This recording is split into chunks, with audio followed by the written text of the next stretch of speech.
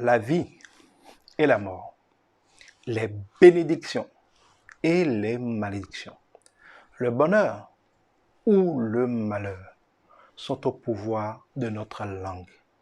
Ce qu'en langue fongée on appelle le B, pas le Ho, le B sissa, c'est-à-dire ce qu'on vend par la parole et ce qu'on achète par la parole, c'est-à-dire les transactions dont la seule monnaie d'échange est la parole. La bénédiction, c'est la bénédiction, c'est la diction du bonheur des bienfaits. Mais la malédiction, c'est la diction des malheurs. On peut te maudire en disant « tu seras malade, tu seras vaincu, tu vas mourir, tu vas échouer ». Ce sont des malédictions venant des autres. Un enseignant qui dit à ses élèves « tu es bête », c'est une malédiction. Ce n'est pas qu'une description, ce n'est pas qu'une injure, c'est une prophétie.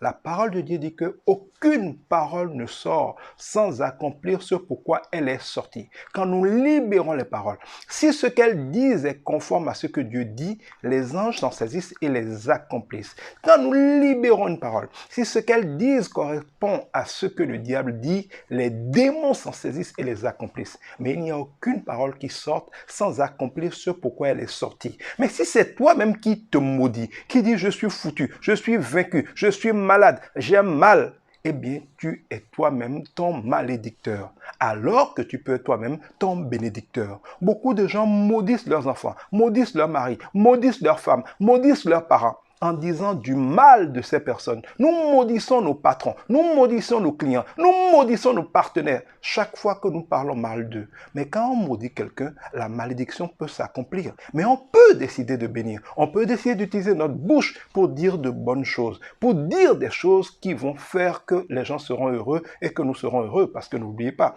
ce que vous semez, vous le récolterez. Si vous utilisez votre bouche pour maudire les autres, eh bien, on utilisera des bouches pour vous maudire. L'inverse est vrai. Ne l'oubliez toutefois pas. Dieu dit que si nous séparons ce qui est vil de ce qui est sain dans nos bouches, il donnera de la puissance à nos bouches, il les utilisera. Si tu es tout le temps en train de dire des mauvaises choses sur les autres, donc de les maudire, Dieu ne permettra pas que ça aboutisse. Donc il va désactiver la puissance de ta bouche. La conséquence, c'est quand tu veux prier, tu commences à parler, tu commences à commander, rien ne se passe. Ta bouche est désactivée. Jusqu'au jour où tu le comprends, jusqu'au jour où tu t'en répands. Tu dis à Dieu, maintenant je ne dirai plus n'importe quoi de ma bouche. Je vais bénir les gens et non pas les maudire. C'est alors que Dieu réactivera la puissance de ta bouche, parce qu'il ne permettra pas que de la même bouche sortent des bénédictions et des malédictions. Apprends-le, demande pardon à Dieu et demande-lui de te libérer à nouveau le pouvoir de la parole. Que Dieu te bénisse, abonne-toi, aime et puis rendez-vous au prochain numéro.